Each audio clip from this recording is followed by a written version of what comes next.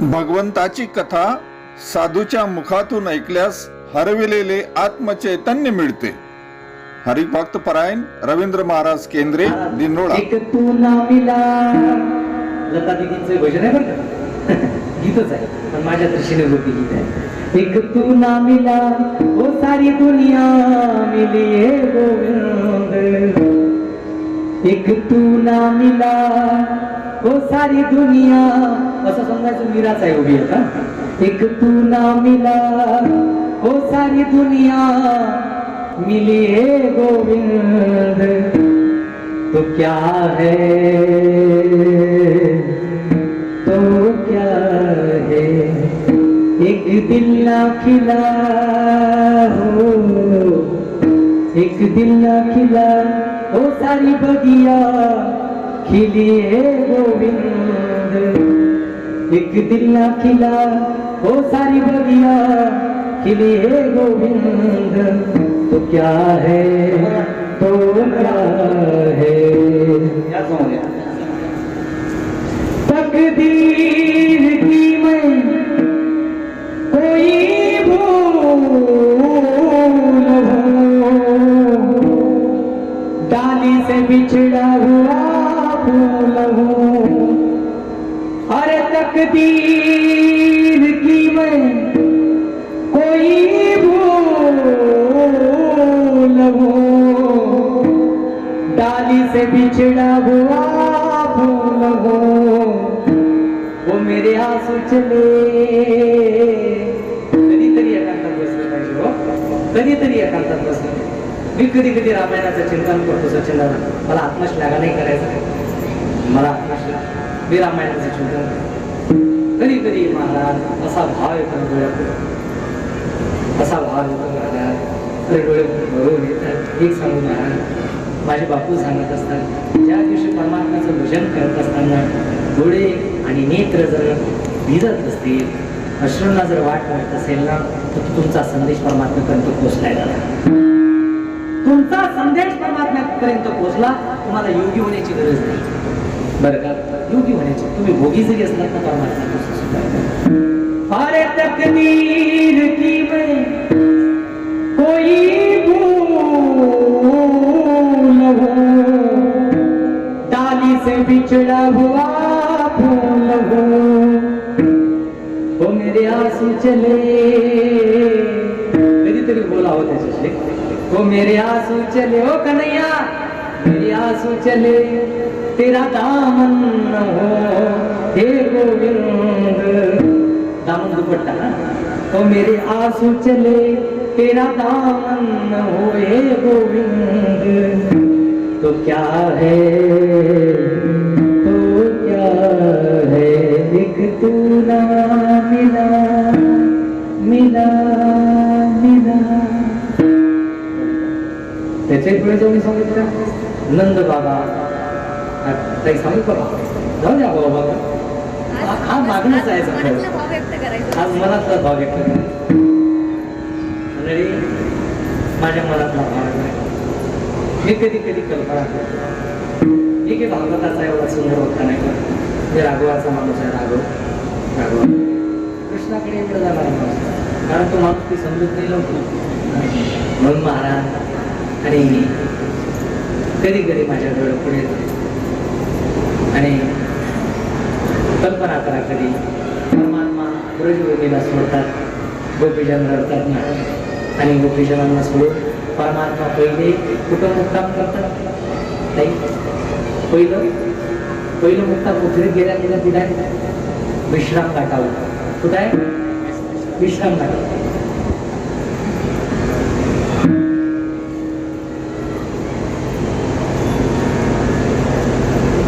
विश्राम घाटावर मुक्काम आहे परमात्म्याचा. आणि विश्राम घाटावर गेल्यानंतर प्रभू मनसुखा, श्रीधामा, मधुमंगल सगळे बसले. सगळ्यांनी घरचे शिदोऱ्या सोडल्या होत्या. काय भाव हो, कधीतरी महाराज प्रवेश केला पाहिजे. आणि अशा शिदोऱ्या सोडल्या आणि बळराम दादा, तिथून कन्हैया, तिथून नंद बाबा बसले. दादा हे गोप्य कोणाला माहीत नव्हतं, फक्त कन्हैयाला माहित होतं. आता यांच्यासोबत पुन्हा जीवन सगळे बसले. कन्हैयाने महाराज शिदोरी सोडली नंद बाबा म्हणतात कन्हैया ये गड्या बेटा जेवण कर, दिवस झाला रे, सगळं रडणं पडणं सगळं दुःख होतो, तुला भूक लागली असेल, तू एक काम कर बेटा, तू आता भोजन कर. कन्हैयाने शिदोरीकडे पाहिलं, कन्हैयाने पदार्थांच्याकडे पाहिलं, कन्हैयाने पदार्थाच्याकडे पाहिलं. सज्जन मन सुका म्हणतो श्रीरामा केशव कर ना गड्या जेवण सुरू, तुझ्याशिवाय नाही होणार. महाराज एवढं समर्पण होतं ना त्या गोपाळांचं. मग तो पराम महाराज वर्णन करतात, तरी घोडियाचे ताक तरी काय पुरेचा, काय छंद होता देवाचा त्यांना. महाराज शेवटी घास घ्यायला लागले गोपाळ, आणि कन्हैयाने असा सगळे जेवण करणारे म्हणून कन्हैयाने तोंडापर्यंत घास आहे, आणि कन्हैयाचे डोळे वरून आले. हा घास ठेवला, आणि जसा घास ठेवला महाराज खाली, आणि कन्हैया रडायला लागला. नंदबाबा विचारतात, बाळा कन्हैया का रडतो? कन्हैया म्हणतो, बाबा आतापर्यंत अश्रू रोखून धरले हो, आतापर्यंत रोखून. काय झालं कन्हैया? काही नाही बाबा, माझ्या आईची आठवण आली. कोणाची? माझ्या आईची आठवण, यशोदीची आठवण आली कन्हैया. माझी आई एकटीच रडत असेल. काय म्हणतो कन्हैया आता? माझी आई एकटीच रडत असेल, माझ्या गाईने हा चारा खाल्ला नसेल, माझ्या पक्ष्यांनी आज किलकिलाट बंद केला असेल, यमुनीने वाहनं बंद केलं असेल, राधा राणीने सुद्धा काही खाल्लं नसेल. बाबा माझ्या आईला एकटीच रडत असेल, तिला कुणी समजून सांगणार सुद्धा नसेल. हो बाबा आता काय करायचं बाबा?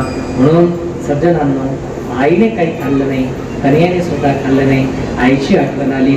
महाराज एक सांगू का तुम्हाला, कधी कधी परमात्मा वृंदावन मथुरेमध्ये असताना राज झरोक्यामध्ये बसायचे, आणि राज झरोक्यामध्ये बसून संध्याकाळच्या वेळेला वृंदावनाकडे पाहिजे. कोणाकडे? वृंदावनाकडे पाहिजे. आणि वृंदावनाकडे पाहत असताना रडायचे. त्या दिवशी त्यांच्याकडे कृष्णस्य द्वैतच सखा उद्धव यायचा, आणि उद्धव आल्यानंतर कृष्णाचे नेत्र ढिला झालेला कृष्ण त्याच्याकडे रोज पाहिजे. आणि केशव का रडतोय बाबा तू? काही कमी आहे का तुझ्या सेवेत? का रडतोय तू? काही आमच्याच्याने चूक होते का? तुझ्या सेवेत काही कमी आहे का? सगळं विचारलं, रोज विचारायचे. कोण? उद्धवजी. आणि उद्धवजी विचारत असताना शेवटी कन्हैया म्हणतो, नाही रे उद्धव, काही कमी नाही करा, काही कमी. मग तू रडतो का बरोबर? तू काय असं विचारलं. त्या दिवशी रोजच विचारायचे उद्धवाने विचारावं. आणि एक दिवस कृष्णाने सांगितलं, उद्धव खरं सांगू, खरं सांगू, खरं सांगू उद्धव, मैं सबको भूल सकता हूँ, मैं सबको भूल सकता हूँ उद्धव, लेकिन मैं ब्रज को नहीं भूल सकता. काय म्हणतात? मैं सबको भूल सकता हूँ लेकिन ब्रज को नहीं भूल सकता. महाराज भगवंत म्हणतात, किंवा गोपींचा भाव आहे, उद्धव श्याम बिना ब्रज सुनो लागे, हो लागे, श्याम बिना ब्रज सुनो लागे. गोपीजन आजही वाट पाहतात कन्हैयाची, कन्हैया सुद्धा गोपींची वाट पाहतो. 5000 वर्ष गेले, त्यांचं प्रेम बंद नाही झालं. काय मागितलं त्यांनी कन्हैयाला? उद्धवाला पाठवलं कन्हैयाने, आणि कृष्णस्य द्वैत सखा, कृष्णाला पाहिल्यानंतर वेळ कृष्ण दिसायला लागला. जवळ येऊन पाहतात तो दुसराच कोणी आहे, आणि गोपिका उद्धवाशी बोलतात, उद्धवा खरं सांगू का, आम्हाला कृष्ण नाहीच पाहिजे रे. मग काय पाहिजे गोपिकांनो? उद्धवाने विचारावं. तेव्हा गोपी म्हणतात, आम्हाला कृष्ण नाहीच पाहिजे, हमें तो कृष्ण की कुशलता चाहिए. याला काय पाहिजे? नारदजीला विचारा भक्तिसूत्रामध्ये. नारद भक्तिसूत्रामध्ये म्हणतात, तत्सुखम सुखिनः. अरे प्रेमामध्ये सज्जनांनो, ज्याच्यावर आपलं प्रेम आहे तो प्रेमी व्यक्ती समोरच असला पाहिजे अशी अट नसेल. मिरीने भगवंताला पाहिलं नाही. काही लोक मरायचे सज्जनांनो, मिरे 5000 साल गेलीत निघून, तू कृष्णाच्या मागे पडतेस, कृष्ण तुला भेटला? मीरा राणी म्हणते, कोण म्हणते मी कृष्णाच्या प्राप्ती करता कृष्णाच्या मागे पडतोय? मग म्हणे कशा करता पडते? कृष्णाला मिळवण्याकरिता. मला मिळाला नाही तो, कृष्णाला मिळवण्याकरता, कृष्णाच्या मागे धावण्याकरता जो मला आनंद मिळतोय ना, त्या आनंदाच्या करता मी धावतो. तो आनंद पाहिजे. कधी कधी मीरा राणी भजन म्हणायची. एका संतांनी मीरेला म्हटलं, मीरा तूने भजन तो बहुत अच्छा गाया लेकिन तेरा भजन राग में नहीं था. मीरा तूने भजन तो बहुत अच्छा गाया लेकिन तेरा भजन राग में नहीं था. तो मीरा ने मुस्कुरा कर जवाब दिया. मीरा ने कहा, बाबा जी जब भजन इंसान के लिए गाया जाता है वो राग में होता है, लेकिन भजन जब भगवान के लिए गाया जाता है ना, तो वो अनुराग में होता है. कशामध्ये असतं? अनुराग वेगळा, राग वेगळा. राग म्हणजे प्रेम. प्रेम आता सगळं बावरलेलं प्रेम आहे. आताचं प्रेम म्हणजे जार प्रेम. आताचं प्रेम सांगू का, तुमची मुलं तुमचा मुलगा जरी एकटाच आरशात पाहून असत असेल, भांग पाडत असेल, समजून जायचं त्याला रोग झाला.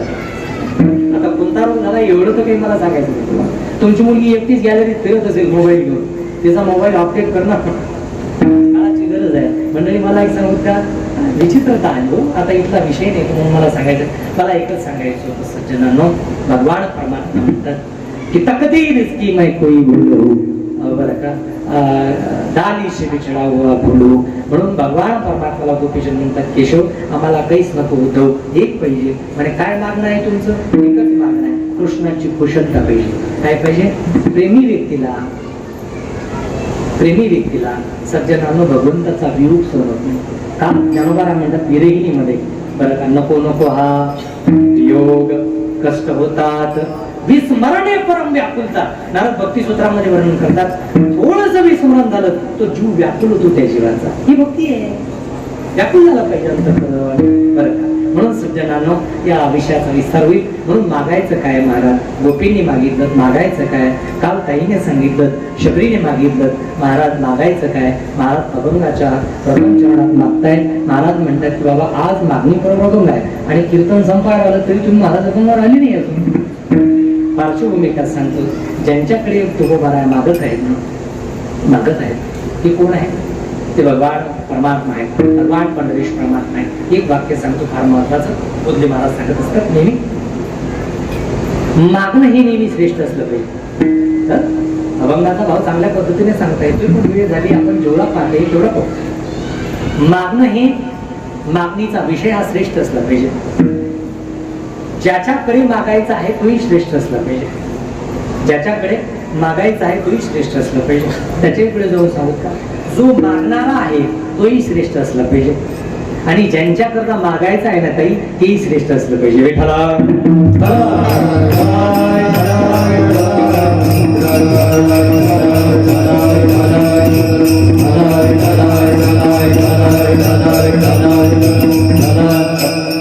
मागणीचा विषय हा श्रेष्ठ असला पाहिजे. श्रेष्ठ असं काय मागितलं हनुमानजीने सुंदरकांडामध्ये? माता जानकीकडे हनुमंतराया जातात आणि महाराज पुरुषोत्तम शीश जटा एक बेनी. हनुमानजी महाराजांनी पाहिलं जानकीला, पुष्ट झालं, शरीर सुकलं, हनुमानजीने पाहिलं आणि हनुमानजीने सज्जनांनो रामकथा गायला सुरुवात केली. रामकथा गायली, फार सुंदर रामकथा गायली.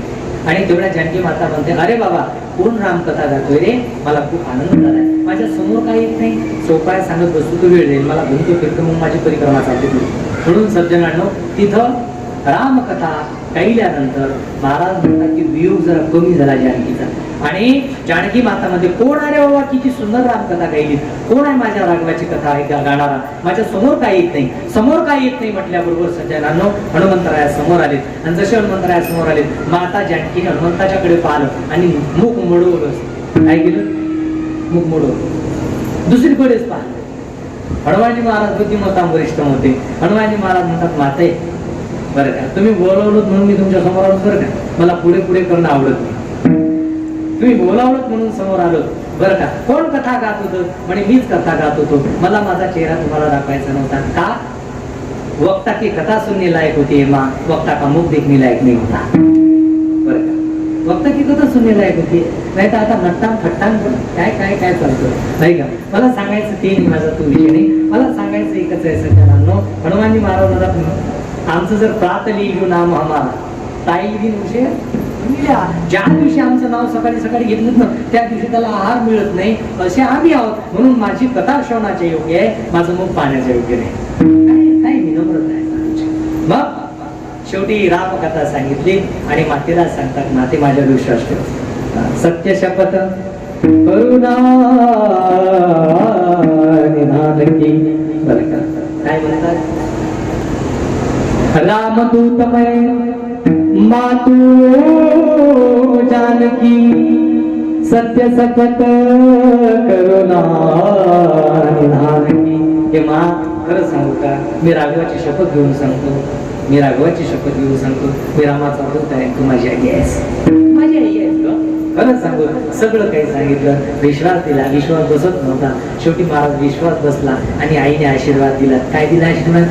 अजर अमर गुणनिधी सुत हो. अजर अमर गुणनिधी सुत. हे सुत म्हणजे हे माझ्या बाळा, तू अजर हो, अमर हो. तू फार मोठं कार्य केलंय दादा. काय सांगू तुला, तू एवढं कार्य केलंय रे, एवढं कार्य केलंय की हनुमानजी महाराज म्हणतात, राम काज कियो मी मोहे का विश्राम. मला कशाचा विश्राम दादा, आता विस्तार काही रामायण नाही. मला सांगायचं एकच होतं, तुझी उपकारा काय खेळायचे दादा. बाप अजर अमर गुणनिधी तू हो. त्याचे पुढे आशीर्वाद दिला. एवढ्यावर नाही का म्हणे, अष्टसिद्धी नवनिधी घे दाता असवर दीन. असवर म्हणजे आशीर्वाद, दीन दिला कोणी? जानकी माता. आशीर्वाद दिलाय, पण साधू त्याच्यामध्ये समाधानी नव्हता. साधू, मला मागणं सांगायचं बरं का, साधू त्याच्यामध्ये समाधानी नव्हता. महाराज मग हनुमंतरायला अपेक्षित काय होतं? माता जानकीने ओळखलं. माता जानकी म्हणजे हा प्रसन्न नाही हो. काय कारण, काय कारण आहे, काय कारण आहे? खरा साधू पैशाने प्रसन्न होत नसतो. दलिंदर माणसं पैशाने प्रसन्न होतात. खरा साधूला पैशाची काही गरज नसते. दरिद्र जे असतात त्यांना मानाची, पैशांची अपेक्षा असते. मला सांगायचं एकच, महाराज तिथं साधू उभा होतात आणि प्रसन्नता त्याच्या चेहऱ्यावर दिसत नव्हती. शेवटी माता जानकीने वाक्य बदललं. माता जानकी म्हणते जा. म्हणजे काय? मग शेवटचा आशीर्वाद दिला. आशीर्वाद भरपूर दिले, त्याच्यामध्ये एक आशीर्वाद दिला म्हणजे कोणता? राम रसायन. बोला ना, बोला ना, सगळं पाठच आहे ना त्यांच्या. राम रसायन तुम्हारे पासा सदा रघुपति के. माँ हनुमानजी महाराज की जय. जय सिया राम. विठ्ठल.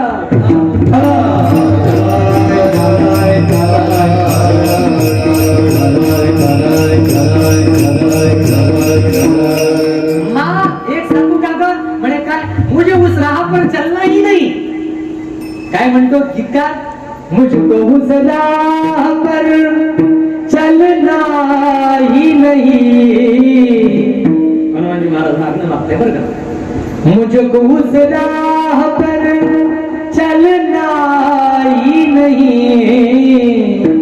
जो मुझे तुझसे जुदा करती है, तेरी खुशबू का पता करती है. मुझे उस बुलंदी पर जाना ही नहीं प्रभु, मुझे उस बुलंदी पर जाना ही नहीं जिस बुलंदी से इंसान छोटा लगे. तिथं मला पोहोचायचं नाही, एवढी उंची मला गाठायची नाही की तुझ्या नजरेतून मी पडेल. मला नाही उंची गाठायची. बरं, माझा साधू म्हणतो मला त्याच्यात एक सांगू का तुम्हाला? डेरा आहे, डेरा दिल्लीला एक स्टेशन आहे त्यांच्या नावाने. कोण? मी त्यांना वाचले, बापूंच्यामुळे मी त्यांना चाललो. कोण? कोण? एक स्टेशनच आहे दिल्लीला. माहिती आहे का तुम्हाला? हजरत निजामुद्दीन. कोण? हजरत असे महात्मा पीर साधू, परम साधू बसलेला होता आणि एक साधू पुरुष अर्थात एक साधक त्यांना शरण आला. त्याचं नाव होतं अमीर खुसरो. काय होतं? अमीर खुसरो. राजा होता, फार संपन्न. दृष्टांत लांबवायचा नाही मला, पण मी सांगतो साधूला काय मागावं. एक गरीब शेतकरी होता. एक गरीब शेतकरी होता. 2-4 मुली होत्या त्याला. ऐकत आहात ना? बोर व्हायला लागला का? बोर व्हायला नाही लागली. आणि महाराज काय सांगावं तुम्हाला, तो अमीर खुसरो शरणागती धारण केली होती त्याने. रोज पीराच्या दर्शन जायचा आणि तो गरीब शेतकरी सुद्धा यायचा. तोंडापर्यंत धोतर, मळलेली टोपी आणि साधूच्या दर्शन व्हायचा. आणि रोज तो संत म्हणायचा, तो फकीर म्हणायचा, तो शेतकरी म्हणायचा, बाबाजी मेरी बच्ची की शादी बनानी है बाबा, कुछ दे दो मुझे. रोज श्रीमंताकडे न जाता श्रीमंत साधूकडे यायचा. बाबाजी आप मुझे कुछ दे दो. नासाग्रवृत्ती. साधू आपल्या मस्तीत बसलेला असायचा. हळदीर निजामुद्दीन असायचे आणि तो रोजच यायचा. बाबाजी आज तो दे दो कुछ, आज तर द्या मला काही, माझ्या मुलींचे लग्न करायचं आहे हो बाबा, मला काहीतरी द्या. पुन्हा दुसऱ्या दिवशी यायचा. बाबाजी आज तर द्या मला काहीतरी, माझ्या मुलींचं लग्न करायचं आहे. रोज जायचा. सज्जन गरीब होता बिचारा, रोज जायचा. रोज तो म्हणायचा महिन्याचा बाबा माझ्या मुलीचं लग्न करायचं आहे हो, उपवर झाला हो, कधी द्याल मला तुम्ही काहीतरी. रोजच साधू प्रतीक्षा करायचं, पण बोलत नव्हता. कल आणा बेटा, कल आणा बेटा, कल आणा बेटा. बरं का, आपल्याला जरा गडबड झालेली असते बरं का. महाराज म्हणतात प्राप्त काळ घडी आले विण, हे सगळं घडतच नाही. महाराज वर्णन करतात, पीर निजामुद्दीन म्हणायचे बेटा कल आना. असं करता करता शेवटी एक दिवस त्याने पाय पकडले, पाय सोडायला तयार नाही. म्हणे बाबाजी आज मैं जाने वाला नहीं हूं, आज मुझे कुछ दे दो, मेरी बच्ची की शादी बना. मला 4 मुली आहेत आणि सगळ्याच उपवर झाल्यात, मला लग्न करायचं आहे, काहीतरी द्या. शेवटी पीराकडे काय असतो, साधूकडे काय असते महाराज. साधू चलता भला, गंगा बहती बनी. विश्वामित्रासारखा साधू जेव्हा दशरथाकडे येतो ना, तेव्हा दशरथजी म्हणतात महाराज नाथ सकल संपदा तुम्हाला, ही सगळी संपत्ती तुमची आहे, तुम्हाला काय घ्यायचं, आम्ही तुमचे दास आहोत, आमची राणी तुमची दास आहे. तेव्हा विश्वामित्रासारखा साधू म्हणतो राजन हे मला काहीच नकोत. का? मला राजा तुझी संपत्ती नकोत, मला तुझी संतती पाहिजे. काय पाहिजे? मला संपत्ती नको. खरा साधू देवाला सुद्धा काही मागत नाही, हा स्वाभिमानी असतो. बरं, तो दुःखाचा व्यवसाय करत नाही, तो जगाला आपलं दुःख कधी सांगत नसतो. दुःखाचा व्यवसाय करणारे संत नसतात. बरं, साधू दुःखाचा व्यवसाय करत नाही. किती जरी दुःख असलं ना सज्जनांनो, महाराज तो देवाला सुद्धा सांगत नाही, तो जगताचं दुःख देवाकडे घेऊन जातो. काकड्याच्या रूपाने मांडतो. कशाच्या रूपाने मांडतो? काकडा. बोधे बाबा नेहमी सांगायचे, बोधे बाबा म्हणायचे की गड्या खरंच सांगू का दादा, अरे जो काकडा करतो ना गड्या तो भगवंताला आवडतो. बरं बाबा म्हणायचे, जो काकडा करतो ना तो भगवंताला आवडतो. महाराज माणसाने काकडा केला पाहिजे. म्हणून काकडा आरती म्हणजे काय?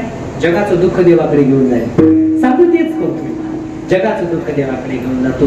आणि इथं तेच झालंय. विषय काय झाला?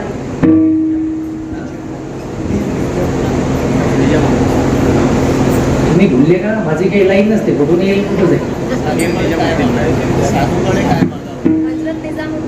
हजरत निजामुद्दीनांच्याकडे. वा वा, क्या बात आहे. निजामुद्दीनांच्याकडे पीर अवलिया. आता दृष्टांत लांबवत नाही, महाराज तिथपर्यंत आले. आणि मग काय, साधूला असं वाटलं हा काहीतरी दिल्याशिवाय जाणार नाही. साधूने एकच काम केलं. साधूकडे काय असतं महाराज? काय असतं? पायातल्या पादुका काढल्या. काय काढल्या? ते त्याला कळत नव्हतं, शेतकऱ्याला, त्या किसानाला कळत नव्हतं. पायातल्या पादुका काढल्या, त्याच्या हातात दिल्या. आणि हातात दिल्याबरोबर तो म्हणायला लागला बाबाजी इससे क्या होता, ये तो लकड़ी की है. नाही कळत महाराज, साधू गुरु नाही कळत. सानिध्य वेगळं, सानिध्य वेगळं. म्हणून गेला आणि अरे लेके तू जा, लेके जा, माझ्या दिवसाचो तू लेके जा बेटा, जल्दी जा आज. महाराज पादुका घेतल्या गड्याने. श्रद्धा होती पीरावर त्याची, श्रद्धा होती. त्याने कोपऱ्यात गुंडाळल्या आणि समाल केली की जा ना, हे वाक्य ऐकलंय. आणि त्याने महाराज डोक्यावर घेतल्या, निघाला जशी भरतची निघाली. आणि भरतची जशी निघतात तसा डोक्यावर घेऊन निघाला. झालं तसं इकडे वैराग्य झालं. कोणाला? वैराग्य. वैराग्य कधी होत नसतं बरं का. आपल्याला वैराग्य, आमचे माता भगिनी यांना होत असेल, पण वैराग्य बिराग्य आमच्या ठिकाणी तर कधी असं झोपेतही येत नाही. कधी कधी काही स्पर्श नाही, मला तर त्याची जाणीव नाही. का? तुमच्या आमच्या जीवनात वैतागच असतो, वैराग्य नसतंच. का? वैताग आणि वैराग्य याच्यामध्ये अंतर आहे. बापू सांगत असतात वैताग त्याला म्हणतात जो परिस्थितीतून जन्माला येतो. कशातून? वैताग त्याला म्हणतात जो परिस्थितीतून जन्माला येतो. वैराग्य त्याला म्हणतात जे विचारातून जन्माला येतो. वैराग्य विचार, आणि आमच्याकडे विचारच नाही तुम्हाला, कशाचं वैतागच सगळा. म्हणून वैराग्याची भाषा काही निरागी आहे. म्हणून तिथं त्याने डोक्यावर घेतल्या पादुका निघायला लागला. तेवढ्यात महाराज अमीर खुसरूला वैराग्य झालं आणि त्यांनी सर्व राज्य कारभार पीर निजामुद्दीनांच्या चरणावर समर्पित करण्याचं ठरवलं. सगळ्या गाड्या भरल्या आणि सगळं धन सामुग्री कोश धनकोश भरलात महाराज. आणि निघाला तो कोणाकडे? पीर अवलिया निजामुद्दीनांच्याकडे. त्याच रस्त्याने फकीर येत होतात, किसान येत होतात, त्याच रस्त्याने सज्जनो पीर अवलिया चाललात. जात असताना झालं तसं दुरूनच महाराज, दुरूनच त्या पादुकांचा सुगंध यायला लागला. आणि अमीर खुसरू नाकातले केस मेलेले नको महाराज समजण्याकरिता. गुरु तसं नाही कळत, आपले मेलेले आहेत. आपल्याला किती चांगलं कळत नाही ना महाराज. तेवढ्यात महाराज तिकडून तो संत यायला लागला, तो शेतकरी यायला लागला. डोक्यावर त्याच्या पादुका आहेत. आणि पादुका असताना म्हणतो काय? इकडे पीर अर्थात अमीर खुसरो यायला लागला आश्रमाच्या कडे. आणि म्हणतो कसा बेटा? आणि प्रधान बोले क्या बात महाराज जी? बोले यहाँ मेरी कोई पीर की वस्तु है. यहाँ मेरे कोई पीर की वस्तू है क्योंकि मुझे मेरे पीर की खुशबू आ रही है. काय म्हणतो, मेरे पीर की कोई यहाँ वस्तू है, मुझे मेरे पीर की खुशबू, अशी साधूची खुशबू आली पाहिजे, सुगंध, हे कळलं पाहिजे मला. अर्धयस्त भाव असतो. म्हणून तिकडून जसा तो शेतकरी यायला लागला, जवळ जवळ आला आणि विचार करतोय नक्कीच याच्या जवळच काहीतरी आहे. महाराज जातो, बाबा रे आम्ही कृष्णेने सर्व राज्यकारभार शेणा तिथं ठेवली आणि खाली उतरला, त्याच्या पाया पडायला लागला. तू कुठून आला? म्हणे पीर अवलिया निजामुद्दीनांच्याकडून आला. तू पीरांच्याकडून आलाय? माझ्या पीरांच्याकडून? हो म्हणे तुमच्याच पीरांच्याकडून आलोय. काय घेऊन आला? काही नाही म्हणे, माझ्या मुलीचं लग्न करायचं होतं आणि पीरांना बरेच दिवस झाले मागत होतो, काहीतरी द्या काहीतरी द्या. त्यांनी मला पादुका दिल्या, सांगा बरं याच्यात काय होईल? साधूला कळत सुद्धा नाही, गुरुला कळत सुद्धा नाही, काय होईल? महाराज एवढा आनंद झाला ना त्या निजामुद्दीन अर्थात त्या अमीर खुसरोला. तो म्हणायला लागला, तुला पादुका दिल्या माझ्या पीराने? पादुका दिल्यात तुला? हो म्हणे. कुठे आहेत म्हणे? दाखव. पादुका दाखवल्यात. म्हणे एक काम करशील का? म्हणे काय? ह्या पादुका मला दे. हा सर्व राजकोष घेऊन जा. ह्या पादुका मला दे, हा राजकोष घेऊन जा. महाराज म्हणतो, तू राजकोष? अहो तुझ्या मुलीचं लग्नच काय, तू राजा होऊन जा, मी सगळं राज्य तुला द्यायला तयार आहे, फक्त या पादुका दे. महाराज आता त्याला तेच पाहिजे होतं. साधू काय करत नाही, मी सांगायला लागलो बरं का. साधू गुरु काय करत नाही हो महाराज. आणि झालं, पादुका घेतल्याच वेळेने अमीरने आणि त्याला सगळं राज्यकारभार देऊन टाकला. त्याच्या मुलीची लग्न झाले, फार गळगंज श्रीमंत झाला, ज्याला जे पाहिजे ते मिळालं. आणि महाराज तिथून निजाम आपला क्षमा कर आमीर खुसरो एक श्रेष्ठ कथेचा समर्पित साधक झाला. डोक्यावर पादुका घेतल्यात आणि पीर अवलियांच्या निजामुद्दीनांच्या डेऱ्यामध्ये आलात. आल्यानंतर निजामुद्दीन डोळे लावून बसले होते. महाराज पीराची खुशबू येत होती. पीराने डोळे उघडले आणि जसे डोळे उघडले बोले, आमीर आ गया बेटा, आ गया? हा बाबाजी आ गया. अरे काय रे बाबा, काय आहे तुझ्या दुपट्ट्यामध्ये? तेव्हा अमीर खुसरेने सांगितलं, बाबाजी ये आपकी पादुका, ये तो मेरी पादुका है अमीर, ये तो मैंने उस किसान को दी थी, तूने कैसी लाई, तूने कैसी ली? बोले बाबा मैंने खरीद ली. बोले कैसी खरीद ली तूने बेटा? काय म्हणतो, भाव समजाय बरं का, ते जरा कळते त्यालाच करते. मला सांगायचं एकच आहे, निजामुद्दीन म्हणतात, आमीर ये पादुका तूने कैसी खरीदली, क्या दिया तूने? त्या आमिर तेव्हा आमिर खुसरो म्हणतो, बाबा मैंने अपनी सब संपत्ति उस किसान को दे दी, सब राजकोष सर्व राज्य कारभार उस किसान को दे दिया. तेव्हा पीर निजामुद्दीनांचे शब्द आहेत, आमिर बहुत सस्ते में खरीदली बेटा. काय म्हणतोय? बहुत सस्ते में खरीदली. अरे हे पादुका दुर्मिळ आहे दादा, हे कोणाला मिळते? म्हणून भगवंताला किंवा सद्गुरूला मागत असताना पद नका मागू, पादुका मागा, जीवन धन्य होऊन जाईल.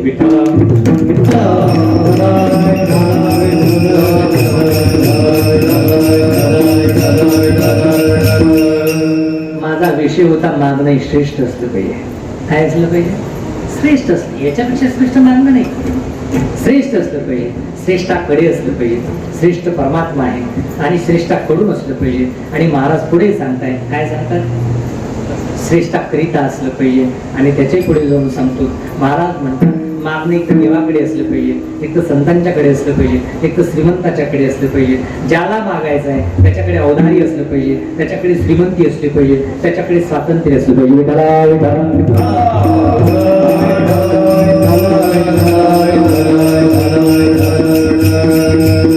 महाराज त्याचं औदार्य आहे, तू कुठं स्वातंत्र्य नाही, कुठं श्रीमंती आहे तर औदार्य नाही.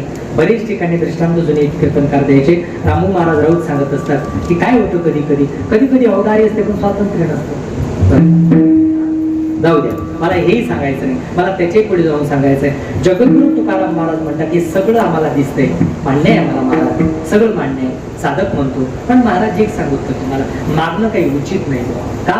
वारकरी संप्रदायाचं सांगतो, जगद्गुरु तुकाराम महाराजांचा जवळ आहे आणि तेच महाराज असं म्हणतात. काय म्हणतात? काही मागा दे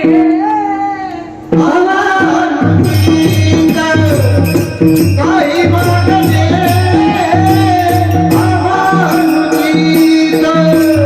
काही मागा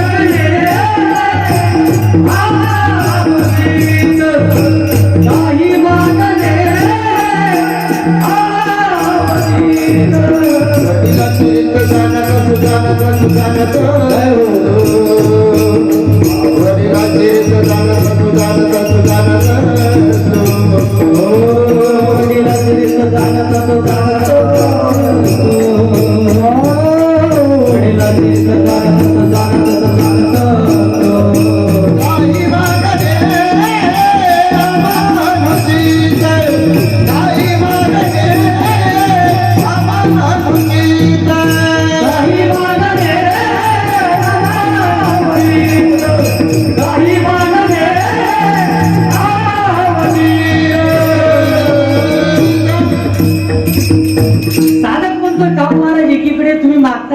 म्हणतात काही मागणे ह्या अमानुषची ती वडिलांची रीत आहे.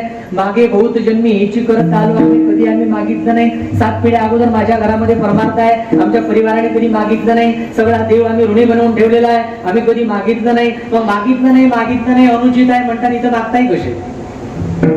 बर एक महाराज तुम्हीच सांगताय, काय सांगताय? जो मागतो त्याचा गौरव कमी होतो. काय आहे महाराजांचं प्रमाण? भिक्षा पात्र अवलंबाने दडोजीने लाजिरवाणे, दडोजीने लाजिरवाणे, दडोजीने लाजिरवाणे, दडोजीने लाजिरवाणे, ऐसी जाती धाया रे बाबा, उपेक्षिते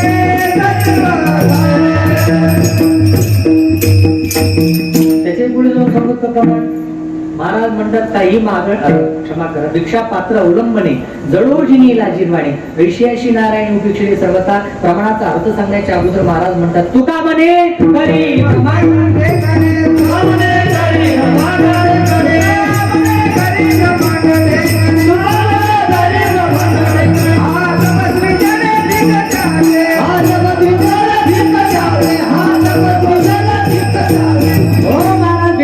अवलंबने जडोजिनी लाजिरवाणी ऐसियासी नारायणी उपेक्षिते सर्वता.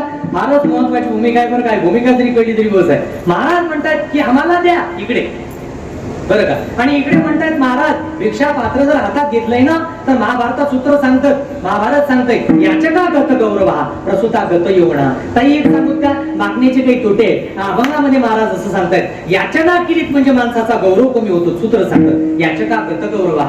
आणि एखादी स्त्री प्रसूत झाली म्हणजे तिचं तारुण्य कमी होतं. स्त्री प्रसूत झाली तारुण्य कमी, याचना केली गौरव कमी. एखाद्याच्या घरी नेहमी नेहमी मागायला जा, तुमचा गौरव शिल्लक राहत नाही. नेहमी नेहमी मागा, नेहमी नेहमी एखाद्याला त्रास द्या, नेहमी नेहमी फोन करा, त्याच्या फोन उचलण्याची जीवार येतो, ती उचलतच नाही. त्याला वाटतं काय डोकी दुखी नाही का? म्हणून जास्त अति सर्वत्र वर्षित शास्त्रकार सांगतात अतिशय संबंध नसावा माणसाचा मनुष्य, बरं का? प्रामाणिक डिस्टन्स असलं पाहिजे, सुरक्षित अंतर ठेवलं पाहिजे. म्हणून महाराज वर्णन करत असताना सांगतात की याचका गतगौरव प्रसूता गतही म्हणा. याचना केलीत म्हणजे माणसाचा गौरव कमी होतो. बऱ्याच वेळा भिक्षा पात्र हातात घेतलं की माणसाला लाजिरवाण्यासारखे काय त्याच्या घरी जावं लागतं. महाराज म्हणतात काय सांगावं, बरेच लोक बिनलाजासारखे जगतात. कोणते कोणते लोक म्हणजे निर्लज्ज सदा सुखी आणि निर्व्यसनी सदा सुखी. हे माणसं दोन सुखी जास्त आहेत जगात. जे निर्व्यसनी आहेत ते सुखी आहेत आणि जे निर्लज्ज आहेत ते सुखी आहेत. मी नेहमी सांगत असतो की काही माणसांना लाजत नाही हो. एक जण जेवायला बसलं, त्याचा मुलगा सुद्धा सोबत जेवायला बसला, ते म्हणायला लागलं जेवता जेवता कोणीतरी आलं जय हरी जय हरी जय सियाराम जय सियाराम म्हणे. काय म्हणे हो, जेवण करताना तुम्ही जेवत नाही वाटते? जेवत नाही का आपण? काय म्हणताय? बोला बोला. या हे जेवायले ते राहिलं ते म्हणे द्या पाणी हातपाय धुवेल, बरं का? द्या म्हणे पाणी हातपाय धुवेल. दुसऱ्या दिवशी तेच महाराज हे म्हणायला लागले जय हरी, ते म्हणे या येवाले, ते म्हणे द्या पाणी हातपाय धुवायला, या येवाला द्या पाणी हातपाय धुवायला. बापा म्हणत का ते तुमच्या मित्राला लाजबीज आहे की नाही?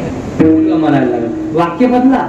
महाराज दुसऱ्या दिवशी आलं जय हरी, ते मुलगा म्हणायला लागला बाबा वाक्य बदला. ते म्हणे या जीव, ते म्हणे दोघं बापले तर येऊ. पुढचं मोठं हुशार होतं. ही निर्लज्जन सदा सुखी माणसं, बरं का? पुढे जाऊन सांगूत का? एका गावामध्ये असं झालं की दृष्टांत सिद्धांत समजण्याकरता बाबा सांगायचे राऊत महाराज. आणि झालं कसं, एक बाई स्वयंपाक करून होती दुपारच्या वेळेला आणि एक व्यक्ती आली, पती ड्युटीला गेलेले होते, मुलगा नव्हता. दरवाजा वाजवला, आहे का घरी? म्हणे कोण? बाई म्हणायला लागली मी. म्हणे मी का? मी. म्हणे मामा. मामा म्हटलं बाईला असं वाटलं बाई यांचे मामा आहे म्हटलं. मच्छरदाणी गुलाब पाणी 2-3 माणसांची तानातानी सगळं काही व्यवस्था. आणि व्यवस्था केल्यानंतर मामा राहायला लागले, जेवण खाऊन करतात, झोपतात. संध्याकाळी कधी घरी येतो, का गं कोण? ते म्हणायला लागली मामा. आता याला असं वाटलं हिचे आहे, बरं का? जुनी कीर्तनकार सांगायचे. आता असं झालं महाराज, झालं असताना महाराज दोघी जण बोलायला लागले. 2-4 दिवस झाले, 5 दिवस झाले, 15 दिवस ओलांडले. हे चांगला स्वयंपाक करायची, जीव घालायची, मामा चांगले जेवायचे, फिरायला जायचे, जेवायचे, फिरायला जायचे, जेवायचे, फिरायला जायचे.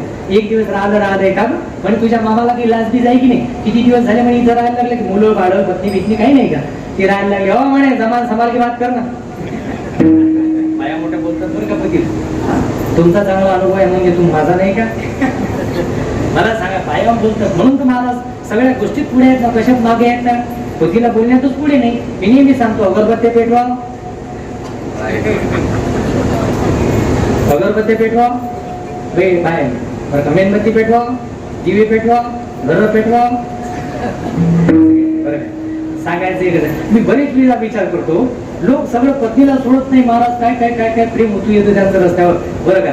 आणि महाराज पेट्रोल पंपावर गेलो की बाईला दूर ठेवतात. मी एकाला विचारलं काय म्हटलं एवढं प्रेम करतो पत्नीवर, आता पेट्रोल पंपावर का दूर ठेवलं का, घेऊन जाईल नाही खाल्ला राबवा नाही का. नाही म्हणे महाराज देतच नाही म्हणे. म्हणून इथलं कोण, इथं कोण नाही आणली म्हणे, इथं लिहिलेलं नाही तुम्हाला माहित नाही का म्हणे. काय लिहिलंय, आग लावणाऱ्या वस्तू दूर ठेवा.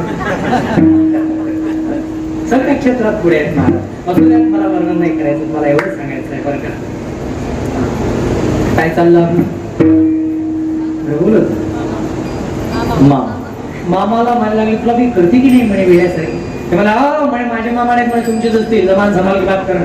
ते म्हणायला लागले किती दिवस झाले कंटाळली स्वयंपाक करू करू.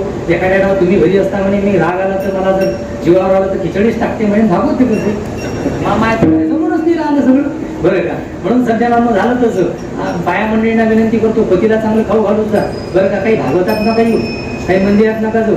2 टाइमचा स्वयंपाक हाच तुमचा येत नाही बरं का. हीच तुमची त्रिकाल संध्या आहे. नाही तर जाऊ दे हरिपाठा, काही घेणं नाही तुमचं हरिपाठाचं बरं का. पतीला चांगलं खाऊ घालूचा घरी जाऊ बरं का. धर्मशास्त्र सांगतो, नाही तर तू तुमच्या नावाने मोठं मोडेल आणि श्राप देईल तुम्हाला, तुमची गती होणार नाही बरं का.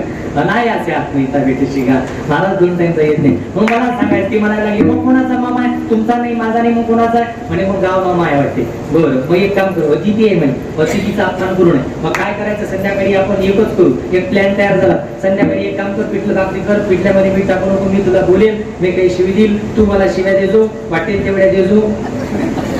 ऐकायची सवय आहे. कारण बरेच लोक बाहेर मिशात आणतात अशा, बरेच लोक बाहेर मिशात आणतात, मोठे डेअरिंगनं बोलतात. घरी गेले की त्यांच्या मिशा पैसे जातात. आता कोण असतो, मी एकाला विचारलं काय म्हटलं बाहेर फार मिळायचं तू तानांत राहतो, घरी गेल्यानंतर असं का होतं. ते म्हणे महाराज घरी गेल्यानंतर वाघावर टीव्ही बसते ना म्हणे, टीव्ही बसली की म्हणे झालं बरं का. म्हणून सांगायचं कसं आहे, घरी गेलो आता मी विचारलं म्हटलं आता काय करतो, काहीच नाही म्हणे, एकच काम करायचं संध्याकाळी येईल नाही. आलंच महाराज बसले जेवायला, पिठलं भाकरीचं जेवायला बसले, लाईट गेली तेवढ्यात. हे म्हणतं कसं का गं नालायक म्हणे. काय झालं, एवढे मोठे मामा आहेत ना तुझ्या मायने हे शिकवलं का, मूर्ख आहेस का तू. ते म्हणू लागले हो कोणाला बोलायला लागले, तुमची खानदान मूर्ख, तुमचा बाप मूर्ख, तुमची माय मूर्ख, सगळं बोलायला लागली. जसं बोलायला लागली हे म्हणू लागले मला मूर्ख म्हणतो माझ्या खानदानला. त्याने रेमपूट उचललं, त्याने गाडी उचलली, धावलं. आता प्लॅनिंग तयार होतं, ती घरात गेली आणि घरात गेल्यानंतर बेडरूम मध्ये गेली. हे बेडरूम मध्ये पळत गेलो, हे गादीवर रट्टे मारत होतो, ती रडत होतो की मेली माय, मेली माय, मामा वाचवा मेली, मामा वाचवा मेली, मामा व्हिडिओ बाया मोठ्या पडतात रडतात बरं का. हे मेन देणं नाही. काही लोक मारतात तुम्ही, ह्या रडतात जास्त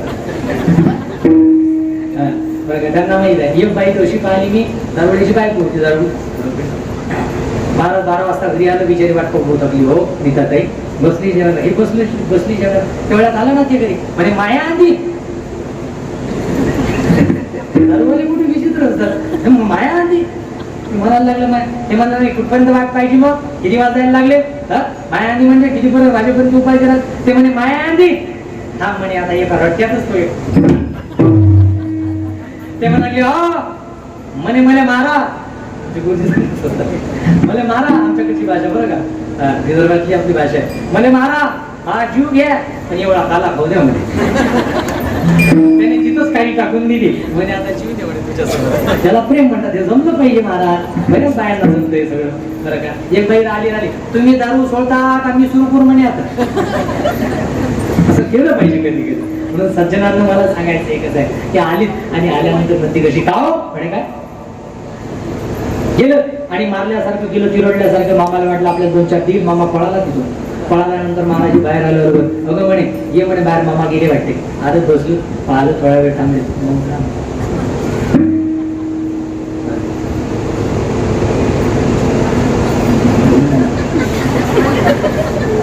काय नवरा बायको चालू करतात नाही, काय संसार आहे हो. खरं सांगू का ताई, माझी बायको तुम्हाला कंटाळली हो, कोणी बसतच नाही आता मला. करून आता हे घरचं कीर्तन आहे म्हणून काही बोलायला लागलं बरं का. पण काही लोक कधी काही पाणीपुरी नाही, कधी काही मोटरसायकलवर घेऊन जाता येत नाही, म्हणजे मला चालवताच येत नाही. मोटर एक दिवस चालवायला लागलो, शेतात गेलो, पाय म्हणून घरी आलो. आई म्हणे काय लेका तू काम करतो.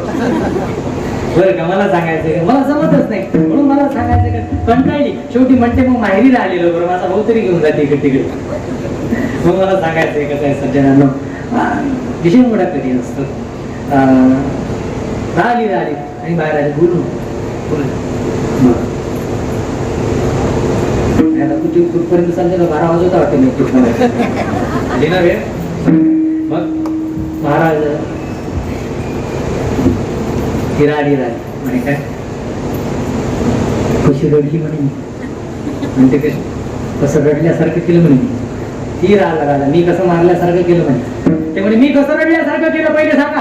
ते म्हणे मी कसं मारल्यासारखं पहिले सांग. ते म्हणे मी कसं रडल्या केलं सारखं केलं ते सांग. ते म्हणे मी कसं मारल्या केलं सारखं केलं ते सांग. दोघी एकमेकाला आता सांभाळायला कोण नवरा काय माझ्या शहाण्या माणसाने बोलू नये त्याच्यात, बरं का. ते म्हणे मी कसं रडल्यासारखं केलं. ते म्हणे मी कसं मारल्यासारखं केलं. ते म्हणे मी कसं रडल्यासारखं केलं. ते म्हणे मी कसं मारल्यासारखं केलं. मामा गेले नव्हते, मामा बाहेरच होते. मामा म्हणे मी कसं गेल्यासारखं केलं. मामा म्हणे मी कसं गेल्यासारखं केलंय. मामा गेलाच नव्हता. याला म्हणतात निर्लज्ज. याचका गतगौरवः तसुता गतयवनः भिक्षा पात्र उलंबने जळू जिनी लाजिरवाणे. महाराज म्हणतात समाजात तुमचा सन्मान राहणार नाही आणि महाराजांना पैशाची नारायणी उपेक्षिले सर्वथा. परमार्थातही तुम्हाला काही मिळणार नाही, बरं का, आणि संसारातही काही मिळणार नाही. महाराजनं घरकाना गाठका धोबी का कुत्ता घालतो. म्हणून महाराज एकच सांगायचं आहे, महाराज हो हे सगळं न मागायचं तुम्ही सांगितलं, बरं का. बरं तुमच्या जीवनाचा जर विचार केला तर तुमचं जीवन परिपूर्ण आहे. तुमच्या जीवनातलं उपनिषद सांगतं, जाऊ द्या आमची पंचदशी सांगतो धन्यहम धन्यहम, बरं का. काय झालं महाराज तुमच्या जीवनामध्ये, तुमच्या जीवनातलं भोक्तृत्वही संपलं आणि तुमच्या जीवनातलं कर्तृत्वही संपलं. तुकोबाराया तुम्ही काही सामान्य आहात का महाराज? तुम्ही सामान्य नाही. तुम्ही कोण आहात? तू का म्हणे आम्ही विधीचे जनिते स्वयंभू आहे ते केलं नाही. तू का म्हणे माझं धाडी निरोपा महाराबा स्वतः सुकरू. जाऊ द्या महाराज म्हणतात अनुरेणू या थोपडा तुका हा ज्यांचा अधिकार आहे. अरे काय अधिकार सांगू तुकोबारायाचा. अरे मेलेला मूल ज्यांनी जिवंत केलं हो कीर्तना गुरुजी, मेलेलं मूल ज्यांनी जिवंत केलं. महाराज एक बाई म्हणायला लागली महाराज तुमच्या कीर्तनाने माझं मूल मेलं. तुकोबाराय म्हणतात देवा निर्जीवा चेतना आनावया. देवाला काय लोक आहे. देवाला शपथ दिली आणि परमात्म्याने सज्जनावरती मूल मेलं माणूस जिथं उठविलं. हे कोण केलं? हे ज्ञानोबारायांनी केलं. मेलेलं मूल तुकोबारायच्या कीर्तनात जिवंत होतं. मेलेला माणूस ज्ञानोबाराय जिवंत करतात, बरं का. त्यांच्या कीर्तनात मेलेले माणसं जिवंत व्हायचे. आमच्या कीर्तनात जिथे माणसं, मला सांगायचं एकच होतं सज्जनांनो, असे तुकोबाराया. अरे ज्यांनी इंद्रायणीतले दगड हातात घ्यावे आणि त्यांचं सुवर्ण व्हावं, त्यांचं परीस व्हावं असा ज्यांचा अधिकार ते तुकोबाराया. आणि एवढं परिपूर्ण जीवन, बरं का. आध्यात्मिक क्षेत्रातली उंची तुकोबारायांची काय सांगावी आणि लौकिक क्षेत्रातली सुद्धा. अरे आध्यात्मिक क्षेत्रातली नवे नवे कळस आहे, प्रापंचिक क्षेत्रातही कळस आहे. तुम्हाला आध्यात्मिक क्षेत्रात कळस कशाचा? शिंक जांभूई कोकला एवढा वेळ वाया गेला. ही अध्यात्मातली उंची आहे, त्याला म्हणतात कळस. नवी नवी माझी पद झाली अनावरवाच्या, ही अध्यात्मातली उंची आहे, याला म्हणतात कलश. जाऊ द्या आता प्रपंचातली सांगतो. प्रपंच वयाच्या 9व्या वर्षी 4 लाखाची इस्टेट जमवली होती. 4 लाख जमवली होती. कोणी बोला ना थोडं बोला. अवघड चाललं का? मी त्यांची प्रापंचिक उंची सांगायला लागलो, त्यांचा कलश सांगायला लागलो. कळस होतो देऊ तू काय. वयाच्या 9व्या वर्षी 4 लाखाची इस्टेट केली होती. आपले लेकरं म्हणजे मोबाईलचा लॉक उघडण्यापुरती शिल्लक आहे. तेवढं उघडलं तर फार चांगलं. एक जणाला माझ्याकडे म्हणजे मुलगा पान मारला. म्हटलं काय करतो? अरे मोबाईलचा लॉक असाच उघडतो. म्हटलं हुशार नाही तो, आगो आहे तो, आगो आहे. हुशार कशाचा? हुशार प्यायला म्हणतात काय? पूर्वीचा काळ असायचा म्हणून विचित्र कामात जायचं, बरं का. ताई आणि गावात म्हाताऱ्या असायच्या, ते म्हणायचे बाबू लप गुरुजी आले म्हणे. लप लप लवकर लप लप गुरुजी आले. ते मुलगा आलं, ते नातूला आलं, तिचं आजी म्हणे तूच लप लवकर. म्हणे का रे? म्हणजे गुरुजीला आधीच सांगितलं माझी आजी मेली 10 दिवशी इकडे येऊन तू जर दिसली तर घोटाळा होऊन दे. ही आपली लेकरं. मला सांगायचं एकच आहे सज्जन, वयाच्या 9व्या वर्षी 4 लाखाची इस्टेट जमव. हा कलश आहे महाराज, हा कलश आहे. आणि वयाच्या 13व्या वर्षी या माणसाने लाख मारली हो, त्या पैशांना निघून गेला. वयाच्या 13व्या वर्षी लाख मारून निघून गेला. जाऊ द्या अजून सांगू प्रपंचात निघूनची. एक बायको नव्हती, किती गेल्या? बोला ना गोष्टी एक नव्हती आमची, तर एक असली तर खग्रास खंडग्रास बोललं नाही वाटते अजून. म्हणजे आमचं बरं का आमच्याबद्दल बोलतोय. खग्रास खंडग्रास आणि मग महाराज सगळं मैदानच. सांगायचं एकच होतं सज्जनांनो, हे सगळं आपल्याला जर झेपत तुकोबारा एक कलशच होते ना महाराज. मला खूप काही बोलता येतो पण बोलायला आता विषय जरा वेगळे घेतलेत आपण. म्हणून मला सांगायचं एकच होतं, ज्यांचा कलश आहे अरे त्याच्यापेक्षा सांगत का असते मी तुमची साधक म्हणतो महाराज तुमच्या घरात काय कमी आहे. महाराज म्हणतात काहीच कमी नाही. करता कृत्य झालो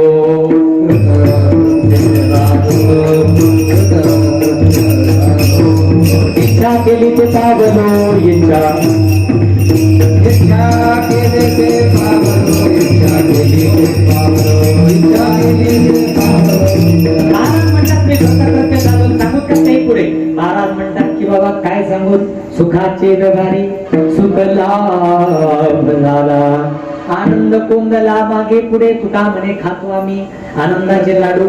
किंवा महाराज भाग गेला सीन गेला अवघा आनंद झालाय. आणि महाराज त्याचे पुढे जाऊन सांगतात तो काम नाही काम नाही, काम नाही, झालो पायी रिकामा, झालो पायी रिकामा, झालो पायी रिकामा. काम नाही झालो पायी रिकामा, झालो पायी रिकामा, झालो पायी रिकामा. महाराज म्हणतात काम नाही झालो पायी रिकामा. 2 वेळा म्हटलं. महाराज म्हणतात आता आमचं प्राप्तव्य संपलं ना आमचं कर्तव्य संपलं. काय संपलं? आमचं प्राप्तव्य काम एक आता विस्तार करायला भेट. प्राप्तव्य संपलं, कर्तव्य संपलं. आता महाराज काही शिल्लक राहिलं नाही. मग शिल्लक राहिलं नाही मग तुम्ही मागताय कसे? तुमचं जीवन तर कर्तव्य झालं, प्राप्तव्य संपलं. परमार्थातली उंची आम्हाला कळाली. महाराज सगळं काही व्यवस्थित असताना तुम्ही मागताय कसे? काय तुम्ही तर परमात्म्याचे यंत्र म्हणला. महाराज म्हणतात खरंच सांगूत का माझं मागणं तुमच्यासारखं लौकिक नाही, अलौकिक आहे. म्हणजे कोणतं मागणं आहे? 2 प्रकारचं मागणं. म्हणजे कोणतं? चित्ती तुझे पाय डोळा रूपाचे ध्यान पुढे अखंड मुखी नाम तुमचे भरणारे गुण याची एक तुम्हा माग तुम्ही दातारा उचित ते करा भाव करून उचित प्रेम घाली आलो दान मागाया आज. महाराज म्हणतात उचित आणि अनुचितचा विषय सांगतात. महाराज म्हणतात एकच काम करा करून उचित. काय उचित मागायचं महाराजांना? चित्ती तुझे पाय डोळा प्रपंच ओसरो चित्त तुझे पायी. महाराजांचे अनेक पुराण चित्त तुझे पायी किंवा माझे चित्त तुझे पायी राह वैसे देवा माझे मन लागो तुझे संसार व्यसनी. हे सगळं मागणं आहे महाराजांचं. महाराज म्हणतात फक्त आणि फक्त एवढं, अनेक मागणे नाही देवा, याच्यापेक्षा मला काही मागायचं नाही देवा. तू एकच काम कर. म्हणे काय द्यायचं आहे तुम्हाला? तुकोबा तेव्हा अभंगाच्या 2ऱ्या चरणात सांगतात सुख वसे तुझे पायी, सुख वसे तुझे पायी, सुख वसे तुझे पायी, सुख वसे तुझे पायी, सुख वसे तुझे पायी, सुख वसे तुझे पायी, सुख वसे तुझे पायी, सुख वसे तुझे पायी. महाराज म्हणतात सुख वसे तुझे पायी पुढे त्याची ठाई मज ठेवी त्याची ठाई. हे मागणं 2ऱ्या चरणात आहे. पण महाराज खरंच सांगत का मागणं हा विषय जरी 2ऱ्या चरणात असला तरी पहिल्या चरणात महाराज मागणं मागित नाही. मग काय करतात? महाराज एकच करतात. आता प्रमाण्य होणार. महाराज म्हणतात लक्ष्मी वल्लभा पद्मनाभा दीनानाथा सुख वसे तुझे. हे 2ऱ्या चरणात. मागणी पहिल्या चरणात नाही, मागणं 2ऱ्या चरणात आहे. मग पहिल्या चरणात काय केलं तुकोबारायने? तुकोबाराय म्हणतात खरं सांगू का मी काय केलंय? तुकोबारायच्या फोटोकडे पाहून तुकोबा कळत नाही ताई. तुकोबारायचा फोटो गरीब दिसतो, गरीब दिसतोय. तुकोबारायला ओळखायचं असेल तर गाथा उघडावं लागेल. तुकोबाराय किती हुशार आहे, किती ज्ञानी आहे बरं का, किती पंडित आहे. तुकोबाराय म्हणतात खरंच सांगूत का एखाद्याच्याकडून मागणी स्वरूपामध्ये प्राप्त स्वरूपामध्ये एखादं प्राप्ती करायची असेल, मला आपल्याला एखाद्या व्यक्ती वस्तूची गरज असेल, ती गरज पूर्ण करायची असेल मागणी स्वरूपामध्ये दानाच्या स्वरूपामध्ये दाता प्रसन्न करणं अतिशय महत्वाचा विषय आहे. दाता प्रसन्न ज्याच्याकडून मागून घ्यायचा आहे तो दाता प्रसन्न झाला पाहिजे. दाता प्रसन्न करण्याकरता काय करावं लागेल? महाराज दाता प्रसन्न करायचा आहे म्हणून तुकोबारायची स्तुती करतात. काय करतात? स्तुती करतात लक्ष्मी वल्लभा पद्मनाभा दीनानाथा. बरं का म्हणतात लक्ष्मी वल्लभा. एक सांगू का तुम्हाला, एखादी वस्तू जर नीताताई मागायची असते ना, मागणीचं वातावरण निर्माण करता आलं पाहिजे. ते काहीच लोकांना जमतं. पूर्वीच्या बायांना जमायचं. सकाळी सकाळी एखादीच्या घरी जायची, तिला ताक लागायचं, आजचा गुढीपाडवा आहे, सकाळी सकाळी सणाचा दिवस असायचा, आणि शेजारच्या घरी जायची आणि घरी गेल्यानंतर एकदम ताक नाही मागायची, भांडं लपून ठेवायची. गेल्यानंतर तिचा लाल चांगला खेळायचा, ब्लॅक अँड व्हाईट नाही का, काळा हिरा, नाकातून मोतीरांची बाहेर, बुगळा बम जैनाचा देव बंधन माझ्या मला बसा तू बसलेला. तेवढ्या जर म्हटलं ना, बाई काय तुझा मुलगा आहे वागत दिसतो, आई म्हणजे पाय कसा आला ना, वाघाच्या नाका शिवून वाघ आला ना महाराज, वाघ बसलेला होता. गेल्यानंतर हिनं भांडण ठेवलं बाजूला, आणि त्या वाघाला उचललं, बळीवर घेतलं, आणि महाराज पापी घ्या वाटत नव्हते पण घेतले, डोळे लावून घेतले. जसे घेतले आणि आवाज द्यायला लागले, काका म्हणे कोण, म्हणे चंद्रकलाबाई आहेत का घरी, कारण तिला प्रदर्शन करायचं होतं, कारण आईला दिसलं पाहिजे ना, म्हणून पुन्हा म्हणते, बाई काय म्हणे तुला लेकराची चिंता नाही, म्हणे काय झालं ग बाई, म्हणे काय सांगू लोकांना नवसो करून होत नाही बरं का, तुला फुकट भेटलं तर किंमत नाही, फुकट मिळालं तर तुला किंमत नाही. म्हणे मग काय झालं बाई, म्हणे काय लढून राहिलं तुझं मुलगा, काय राजा आहे तुझा नाही का, ब्लॅक अँड डायमंड हिरा घेतला महाराज, पटापट त्याचे मोके घेतले, मला कोणाचा अनुषंग नाही बोलत बरं. आणि पटापट मोके पप्प्या घेतल्यानंतर मग काय म्हणतो, मग ती आई राहिली बाई काय म्हणतो ग ललिता, म्हणे काही नाही ग, म्हणे थोडं काम होतं तुझ्याकडे, म्हणे काय होतं, आज गुढीपाडवा आहे ना तुला माहित नाही का, म्हणे गुढीपाडवा आहे म्हणजे काय, गुढीपाडवा आहे म्हणजे पृथ्वीचा वाढदिवस आहे आज बरं का, आज पृथ्वीचा वाढदिवस आहे बरं का, हा पृथ्वीचा वाढदिवस असतो, हे नूतन वर्ष आहे ना, केलं ना साजरं नूतन वर्ष. बरं याच दिवशी भगवंतानी गोवर्धननाथाची लीला केली होती, त्याच दिवसाला. बरं माझा विषय मला सांगायचं कसं आहे सच्चिदानंद, ती म्हणायला लागली बाई आज गुढीपाडवा आहे, म्हणे मग काय म्हणायचं तुला, काहीच नाही म्हणे, ताक पाहिजे होतं थोडं, म्हणे थोडं ताकासाठी तू आली, म्हणे एक काम करणं, म्हणे काय ताकाचं ताक तर घेऊनच जा, दूधही घेऊन जा, पण पहिले तू चहा घेऊन जा. परिणाम कशाचा आहे, परिणाम फक्त स्तुतीचा आहे. का महाराज म्हणत, ऐशी कळवळ्याची जाती लढियाची आवाळ का किरडी, व्यवसनी करुणी स्नेहाची देती. नवरा म्हणतात लेकराची स्तुती केली बरं का, म्हणून आईला आनंद झालाय. जसा आनंद झाला महाराज तिला ताक काय दिली, चाय पाजला. वातावरण निर्माण करता आलं पाहिजे. राजकीय क्षेत्र असू द्या बरं का, कोणतेही सामाजिक क्षेत्र असू द्या, वातावरण निर्मिती अतिशय महत्वाचा विषय आहे. म्हणून महाराज म्हणतात की बाबा राजकीय क्षेत्रामध्ये 5 वर्षात काय टीव्ही लावणे महत्वाचं नाही. महाराज म्हणतात की जेव्हा निवडणूक होते ना तेव्हा तुम्हाला वातावरण निर्माण करता आलं पाहिजे, लहर उठली पाहिजे. त्याला मोदीची लहर म्हणतात. मग मोदीची लाट म्हणतात ना त्याला. मला मोदीचा अभिमान आहे बरं का, मी काही पक्षाचा नाही कोणा, पण एक वाक्य सांगतो जाता जाता, आता कीर्तन संपलंय. राजाचा सन्मान स्वदेशी पूज्य ते राजा विद्वान सर्वत्र पूजित. राजाची पूजा केली पाहिजे. राजा काही सामान्य भेटला नाही आपल्याला. सांगतोय तुम्हाला एक वाक्य सांगतोय का, अरे काशी की कला जाती थी, काशी की कला जाती थी, अयोध्या की मस्जिद बनती थी. काशी की कला जाती थी, अयोध्या की मस्जिद बनती थी. उस काल में एक छत्रपति नहीं होता और आज के काल में एक मोदी नहीं होता तो सबकी सुनता होती थी. मोदी नाही का काहीच नाही बरं, म्हणून सांभाळायला लोकांना जाऊ द्या. अरे मुस्लिम लोकांनी हिरवा झेंडा पकडला तर सगळे मुस्लिम बांधव एकत्रित येतात. बौद्ध बांधवांनी जर निळा झेंडा पकडला तर सगळे बौद्ध बांधव एकत्रित येतात. आमचं तसं नाही. आमचं कसं झालं, विठ्ठला बोला ना बोल, विठ्ठला कोणता झेंडा घेऊ हाती. आमचं घर झालं की झेंडे झाले बारा नाही का, कोणाचं पटत नाही महाराज. म्हणून एकत्रित येत अतिशय महत्वाचा माझा विषय तो नाही. मला सांगायचं एकच होतं, महाराज म्हणतात देवा एक काम करा, मागणीचं वाचतात तुकोबारांनात लक्ष्मी वल्लभा. तुम्हाला महाराज मागणीचे देवाला लक्ष्मीचं नाव काय घेतलं याला कारण आहे. महाराज बिग पॉइंट माहित होता, कारण तुकोबारायांना जिथं थांबायचं होतं, जिथं वस्ती करायची होती, जे मागायचं होतं, जिथं स्थान प्राप्त करायचं होतं, महाराज ते कोणाच्या ताब्यात होतं. बोला तुकोबारा हुशार आहे. पहिलं नाव घेतलं लक्ष्मीचं, मागायचं देवाला. पहिलं नाव काय काम होतं का, तुम्हाला महाराज काही माणसं, काही बाया जशा काही स्त्रिया लेकराचं नाव घेऊन प्रसन्न होतात, तसे काही माणसं बाईचं नाव घेतलं म्हणजे प्रसन्न होतात ना.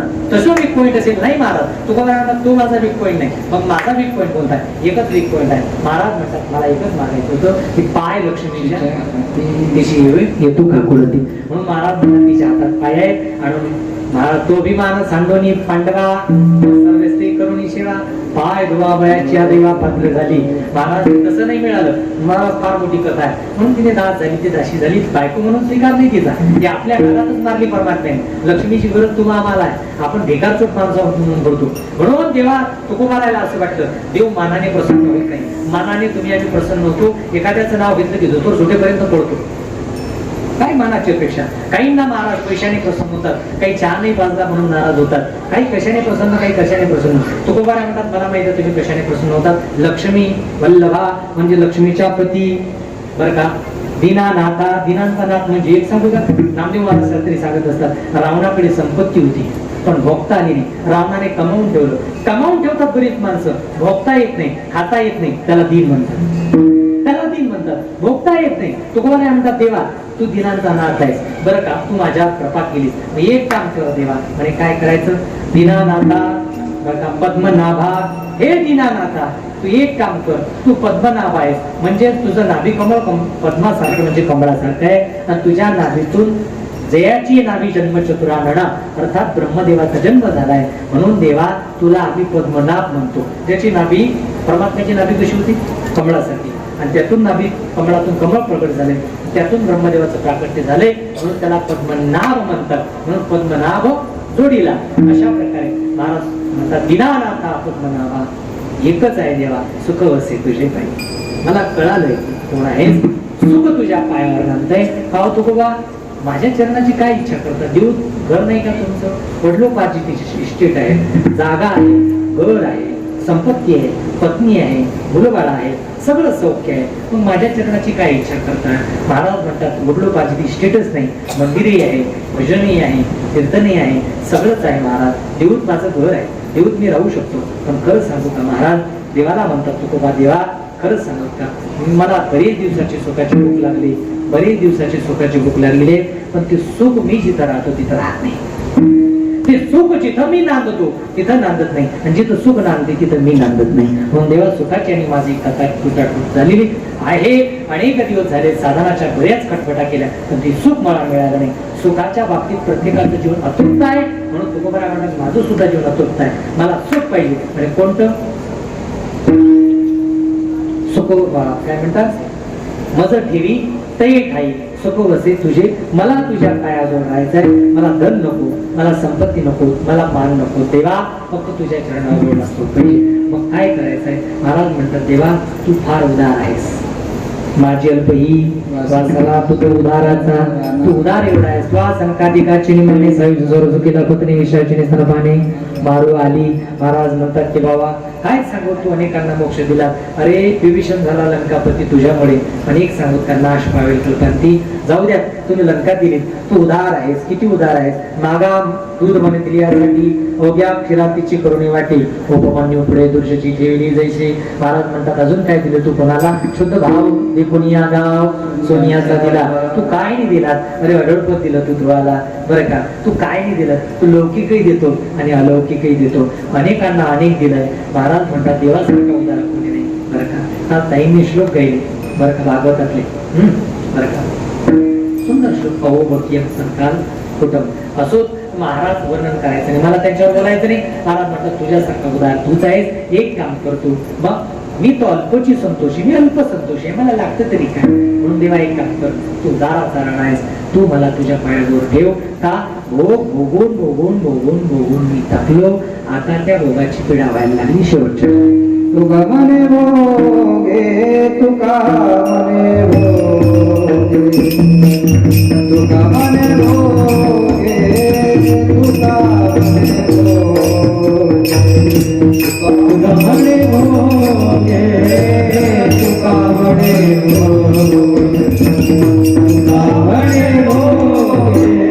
तुका मने भोगे तुका मने भोगे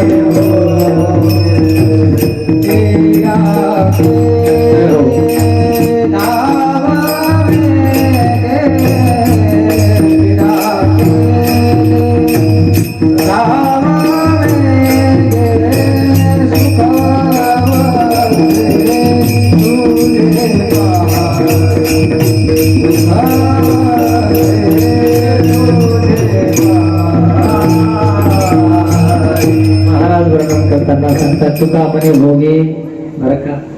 आणि पुढे पिढा केली नाव वेगळी पिढा केलीत महाराज खूप भोगले तेव्हा काय राहत शिल्लक जीवनामध्ये अलौकिक लौकिक आध्यात्मिक सगळी उंची पाहिली आता तृप्त झालोय देवा आता काम शिल्लक राहिलं नाही बस एवढीच इच्छा आहे आता देवा तुझ्या चरणाजवळ वास्तव करायचं अभंगाचा भाव मी जरा सरळच सांगितला विस्तार मला कळायला का मला ज्यांच्यावर बोलायचं होतं जे बोलायचं होतं मी ते पहिले बोलतात म्हणून सगळं आलो ताई समोर बसले ज्ञानेश्वरी काय बोलायचं महाराज त्या म्हणतील काय बोलले बाबा काहीच नाही बोलले सज्जन आलो अभंगाचा जरा सरळ भाव सांगण्याचा प्रयत्न केला पुन्हा कधी जर योग आला ना याच अभंगावर पुन्हा बोलू 2-4 वेळा बोलू असा अभंग आहे हा म्हणून देवा एक काम कर पिढ्या झाली आता आणि पिढीचे कष्ट व्हायला लागले म्हणून एक काम कर सुख बसे तुझे पायी मज ठेवी तै ठाईदा विडंबार कुमाई ज्ञानेश्वर माऊली ज्ञानेश्वर माऊली